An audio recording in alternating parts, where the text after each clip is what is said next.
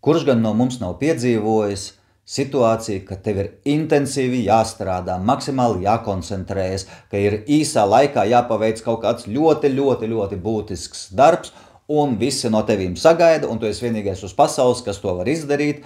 Tev ir maksimāls stress, sasprinzinājums, koncentrēšanās, tu dari. Beidzot esmu paveicis šo te darbu, tagad es varu bišķītiņi atpūsties, mierīgi uzelpot. Lai gan reizēm, arī pēc šādiem intensīviem darbiem, kad varētu atslābināties, mēs paliekam uzvilkti kā stīga vēl kaut kādas vairākas stundas, kamēr tomēr mēs varam atbrīvoties un relaksēties. Kas šādos te brīžos notiek mūsu smadzenēs, un vai mēs varam apzināti to mainīt? Tāds ir jautājums. Sveiciens visiem, mani sauc Edgars, un šī ir Anti-Aging elpošanas 3. epizode – elpošana un smadzeņu viļņi. Šodien mēs runāsim par to, kādi tad mums ir smadzeņu viļņi un kādā veidā ar elpošanas paņēmieniem mēs varam tos ietekmēt, mēs varam izmainīt to frekvenci, kādā darbojas mūsu smadzenes. Iztēlojies savas smadzenes kā radio. Un šis radio vienmēr ir ieslēgts kaut kādā noteiktā frekvencē. Iedomājies, šī frekvence ir, pieņemsim, rokmūzikas stacija. Tad cita frekvence būtu daudz mierīgāka klasiskās mūzikas stacija. Vēl kāda cita frekvence varētu būt absolūti meditatīva, relaksējoša mūzika. Un tad varbūt pat ir iespējams vēl kādas stacijas, kur mūzika ir pavisam vēl kaut kāda savādāka, piemēram, etno džess vai kaut kas tam līdzīgs. Kas ir interesantākais, ka mums ir iespēja pārslēgties no vienas stacijas uz otru un to izdarīt apzināti. Taču vienkārši domājot ar prātu, es tagad gribu pārslēgties no vienas stacijas uz otru, nē, tas tā nedarbojas. Taču, ja mēs pielietojam pareizes elpošanas vingrinājumus, tad ar šiem elpošanas vingrinājumiem gan mēs varam pārslēgties no aktīvākas radiostacijas uz mierīgāku vai pavisam dziļu, meditatīvu, mierīgu stāvokli. Tas viss ir atkarīgs no tā, kādu mēs elpošanu piekopjam. Tagad visu pēc kārtas. Kādi tad mums var būt smadzeņu viļņi, jeb frekvences? Sāksim ar to, ka klasiski, jeb standartā ikdienā mēs varam iegūt šos te 4 viļņu stāvokļus. Tie ir alfa, beta, teta un delta stāvokļi. Lai jūs nebiedē sarežģīti nosaukumi, mēs tūlītās par visiem viņiem izrunāsim. Var rasties jautājums, kas vispār ir tie viļņi, kādi viļņi mums tur smadzenēs var būt. Ja tā vienkāršot skatās, tad cauri katrai mūsu smadzeņu šūnai, bet mums šādu te šūnu, jeb neironu ir aptuveni 90 miljardi, skrien cauri elektriskais impuls, jeb elektriskais potenciāls. Tas izskrien ļoti strauji caur mūsu smadzenēm, tātad tas ir mazākā sekundes daļa. Kas šī brīdī notiek? Šis te impuls, viņš nodod noteikti informāciju un iekustina noteiktas funkcijas mūsu nervu šūnās. Un, ja daudzas nervu šūnas blakus esošās sūta līdzīgu impulsu elektrisko, tad vienā brīdī šī elektriskā plūsma, potenciāls sāk veidot tādu tā kā kopējo masu, kura jau dod ietekmi un tā veido jau kaut kādus te viļņus, jeb kā viņus apzīmē viļņu frekvenci. Ja, tātad viens neirons neko nemainīs, bet ja vesels pulks viņi iedarbojas, tad mūsu smadzenēs parādās šī te kustība, ja šis impuls, un tas jau mums piešķir kaut kādas noteiktas reakcijas, vai tas būtu, labas sajūtas, baudas sajūtas, vai stresa sajūtas, vai uzmanības sajūtas, vai kaut kādas citas funkcijas, ko mūsu smadzenēs mēs esam pieņēmuši, ka tas tā vienkārši darbojās. Bet tur viss sākās ar šo elektrisko impulsu, kurš pārvērš lielā, plašā vilnī. Kā darbojas šis vilnis un kā tad nosaka, kas ir alfa vai beta vai teta vai kā cits viļņu tips. Iedomāsimies tādu iztēlotu kaut kādu diapazonu, un ja šis te vilnis tā lēzeni iet, tad attiecīgi tas ir viens diapazons. Ja šī diapazonā attiecīgi vilnis ļoti intensīvi svārstās, tad tā ir cita frekvence, un sāksim ar tādu intensīvāko, jeb mums ikdienā pierastāko frekvenci. Tad, kad mēs aktīvi darbojamies, tad, kad mēs intensīvi kaut ko domājam, tā ir beta frekvence. To tēlaini varētu salīdzināt ar trokšņainu pilsētas ielu. Mēs redzam, tur brauc mašīnas, tur staigā cilvēki, tur, celtnieki kaut ko remontē, tur kaut kas notiek, viens sakot, šādā te veidā. Tas ir stāvoklis, kas mums ir ļoti labvēlīgs, lai mēs kaut ko intensīvi domātu, kaut ko risinātu, kaut ko plānotu, kaut kādas konstrukcijas galvā intensīvas veidotu. Smadzenes ir tādā labā tonusā, lai atrisinātu radušos situāciju. Nākamais stāvoklis jau ir daudz mierīgāks, kad šī iedomātajā intervālā tā frekvence jau ir krietni lēnāka. Tas ir tas saucamais alfa stāvoklis. Šis ir stāvoklis, par ko visbiežākais runā stāstot, ja meditatīvā stāvoklī, noskaņosim savus smadzenes alfa stāvoklī, jeb alfa viļņos. Tas ir jau šī frekvence ir daudz lēzenāka, un to varētu tā asociatīvi nosaukt, tā kā saulriets pie ezera. Ja, tātad pieņemsim pēc intensīvas darba dienas, mēs esam apsēdušies pie ezera, mēs vērojam, kā tur peld gulbis un skatāmies saulrietu, un ir tāda iekšēja miera sajūta.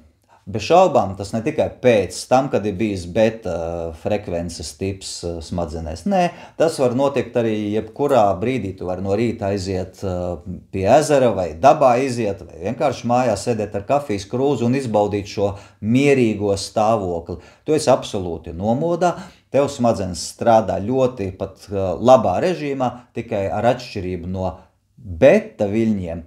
Šie alfa viļņi, viņi ir daudz lēznāk, tātad tavs ritms ir mierīgs, tu nekur nesteidzies, tu mierīgi izbaudi vai no rītu, vai dienu, vai to procesu, ko tu dari. Bieži šāds stāvoklis ir māksliniekiem, tad, kad viņi ieiet tādā radošā stāvoklī, kad viņš nevis kaut ko intensīvi domā, bet tā, kad tā radīšana sāk nākt viņam no iekšpuses. Ja, tātad šis ir ļoti, ļoti tāds patīkams stāvoklis, viņu pat var teikt ļoti viegli meditatīvs stāvoklis, tad, kad mēs esam normālā, tādā relaksētā, patīkamā, bet neizjukušā stāvoklī. Trešais, tas ir teta viļņi. Tas mūsu iedomātajā diapazonā ir vēl lēnāki tie viļņi. Un šis ir stāvoklis, ko varētu tā tēlaini salīdzināt kā sapņu dārzs, piemēram, kur mums izveidojas tāda tā kā iekšēja saikne starp realitāti un sapņiem, kad atverās mūsu zemapziņa, kad mēs sākam ieiet tādā jau nopietnā, dziļā meditācijā.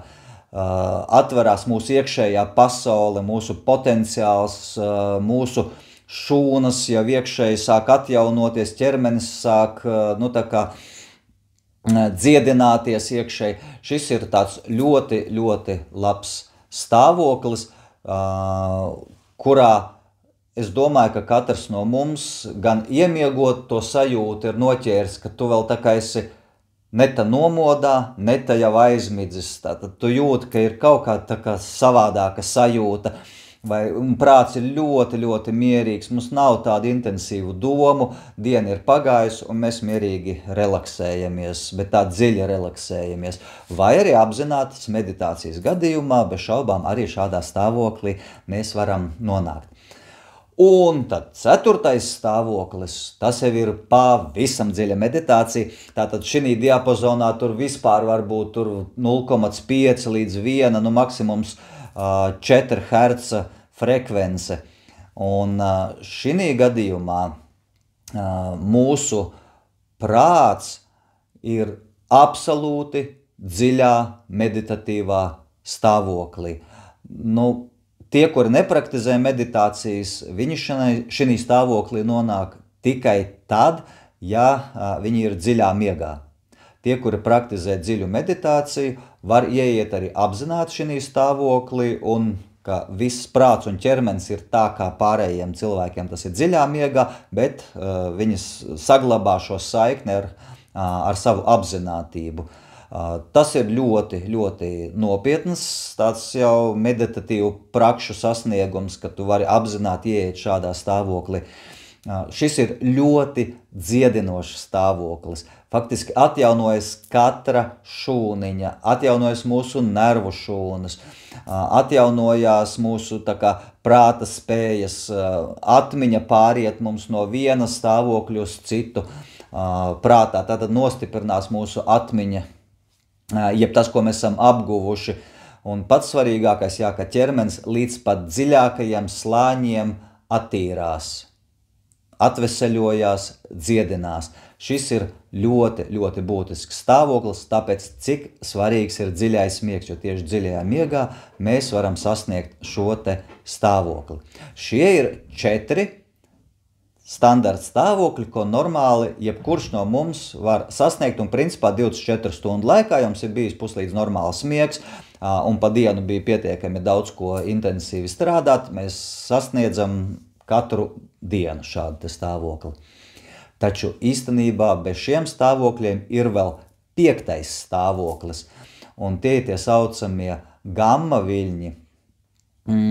Tas ir ļoti īpašs stāvoklis, to var sasniegt vai nu pilnīgi netīšām, vai arī ļoti, ļoti prasmīgā meditācijā.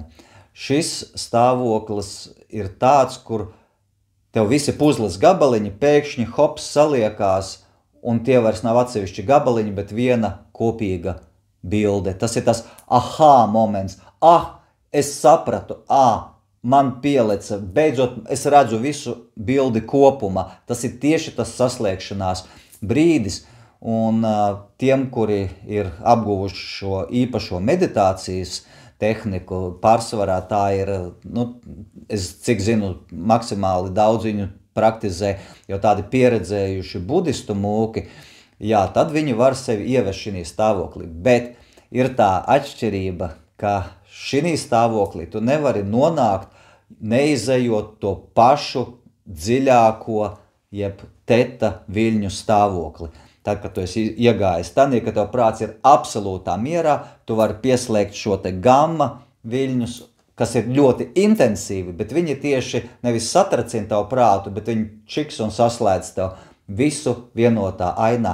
Tas, pieņemsim, palīdz saprast tādos gadījumos, ja tu domā kaut ko, vai tu plāno kaut ko, un tev sākumā šķiet, ka, es esmu tas ir cits cilvēks, mums ir kaut kāda sadarbība, tur ir kaut kādi apstākļi, un mēs šos visus klucīšus redzam kā atsevišķas lietas, kuras mums kaut kā ir jāsasaista. Savukārt šī stāvoklī viss kļūst par vienu veselu. Nav vairs es un tu, ir mēs, kur ir skaidri cēloņi un ir skaidras sekas. Un viss kļūst tā kā viens veselums. Un tā ir tā jau ļoti nopietna dziļa meditācija, kura ne tikai dod dziļu mieru, bet dod pilnīgu skaidrību par kādu jautājumu. Bet šobrīd paliekam pie mūsu 4 klasiskajiem, jeb standarta stāvokļiem, kurā var nonākt jebkurš no cilvēkiem. Esmu gana gari izstāstījis jums par to, kas ir tie viļņi un kā viņi darbojās. Par elpošanu tagad. Tātad, ko mēs varam izdarīt ar savas elpas palīdzību, lai pārslēgtos no viena uz otru, uz 3., 4. viļņiem? Ja mēs elpojam pietiekami sekli un ar krūšu augšdaļu, tad mums ķermenis uzreiz smadzenēm dod signālu, ka ir kaut kāda trauksme, ir kaut kāds saspringzinājums, un smadzenes uzreiz saprot, tad jādarbojas ir aktīvāk, un viņi uzreiz ieslēdz šo te beta stāvokli. Un otrādi, ja mums smadzenēs ir ļoti, ļoti kaut kāda aktīva sasprindzināta intensīva darbība, tad smadzenes dod ķermenim ziņu, un arī ķermenis bieži sāk vai nu elpot saraustīti vai sekli, vai vispār, ka var uz kaut kādu brīdi pazust elpu, un es nemaz neelpoju. Ja? Tātad neelpot vai sekli elpot, tas ir kaut kur jau līdzīgi. Lūk, un šis stāvoklis galīgi nav veicinošs ne mūsu ķermeņa, ne prāta atveseļošanai. Viņš ir nepieciešams, lai mēs sasniegtu kaut ko būtisku, ātri paveiktu un tad izietu no viņa. Nākamais, ja mēs elpojam jau pietiekami dziļi ar dziļo, jeb diafragmālo elpošanu, ja tu vēl nezini, kas ir dziļā elpošana, droši noskaties pirmo anti-aging elpošanas programmas epizodi, un tev būs skaidrs, jo tur es detalizēti, praktiski un demonstratīvi visu izstāstu. Tā, ja mēs elpojam tātad šo te dziļo elpošanu, mūsu prāts automātiski sāk nomierināties, jo viņš saņem signālu, elpa ir dziļa, viss ir mierīgi, viss ir droši, man nav nekādu problēmu, līdz ar to es varu mierīgi strādāt alfa viļņu stāvokli. Un tieši tāpat arī ir otrādi. Ja mūsu prāts ir alfa viļņos, tad arī mūsu ķermenis sāk mierīgi, dziļi elpot. Ko nozīmē mierīgi dziļi elpot? Tas nav, ka mēs elpojam vienreiz minūtē, tas ir aptuveni 6 ielpas minūtes laikā, ielpas izelpas minūtes laikā, tātad minūtē 60 sekundes, ja mēs ieelpojam 6 sekundžu laikā un izelpojam, tad minūtes laikā mums šādas te būs 10 ielpas izelpas. Tas nav nekas pārspīlēts, to var ļoti dabiski panākt, tas ir tāds elpošanas ritms, kurš sinhronizējas ar mūsu smadzeņu darbību, tieši alfa viļņu frekvencē. Tas ir ļoti labs, patīkams, nomierinošs stāvoklis. Un to mēs varam jebkurā brīdī apzināti, pat diezgan, saspringtā situācijā varam veltīt 1 minūti un mierīgi dziļi ieelpojam, mierīgi dziļi izelpojam. Tātad, ja 10 sekundēs mēs izdarām ieelpu, izelpu, tad šādus 6 ciklus veicot minūtes laikā, mēs jau varam iegūt kaut kādu nelielu, jau tādu relaksējošu, jeb nomierinošu efektu. Savukārt, ja mēs vēl palēninām elpošanu, mēs elpojam daudz vēlreiz lēnāk, tātad, ka mums ir ieelpa un izelpa nevis 10 sekundes, bet, 20 vai 30 sekundes, tādā gadījumā mūsu prāts kļūst arvien mierīgāks un mierīgāks, un tie smadzeņu viļņi lēzenāk un lēzenāk darbojas, un tādā gadījumā mūsu prāts jau nonāk teta viļņos un pie jau noteiktām aizturu praksēm, tātad, kad mēs ieelpojam, tad mēs veicam aizturi, tad mēs izelpojam un varbūt atkal veicam aizturi, un tad vēl tā atkārtojam. Mēs pat varam iegrimt dziļajos un dziedinošajos delta viļņos. Lūk, šī jau pāreja no teta uz delta stāvokli, viņa ir jau tā grūti izsekojama, tātad jo dziļāk un mierīgāk mēs elpojam, jo dziļāk mēs šī te stāvoklī varam ieiet. Un viss dziedinošākais stāvoklis ķermenim bez šaubām ir šis te lēnā, dziļā elpošana, kad mūsu prāts ir delta viļņos. Tad mums katra šūna atjaunojas, mums uzlabojas imunitāte, mums uzlabojas sirdsdarbība. Faktiski tādā stāvoklī prāts tā kā pievēršās visai iekšējai mūsu orgānu sistēmai, un viņu tur pamazītiņām visu uzķūnē, tur katru lietiņu, un mūsu ķermenis sāk strādāt tā kā atjaunotā režīmā. Bet jebkurš no šiem stāvokļiem, tātad, kas ir nevis saspringtas domāšanas stāvoklis, bet relaksēts stāvoklis, vai tā ir alfa viļņu frekvence, vai tā ir teta, vai pat delta, viņi visi ir ārkārtīgi labvēlīgi mūsu prāta un ķermeņa stāvoklim. Lūk, šodien tas ir viss. Lūdzu, droši, ja tev ir jautājumi par šo, raksti mums, laiko šo video un tiekamies nākamajā epizodē, kas jau sekos pavisam drīz. Čau!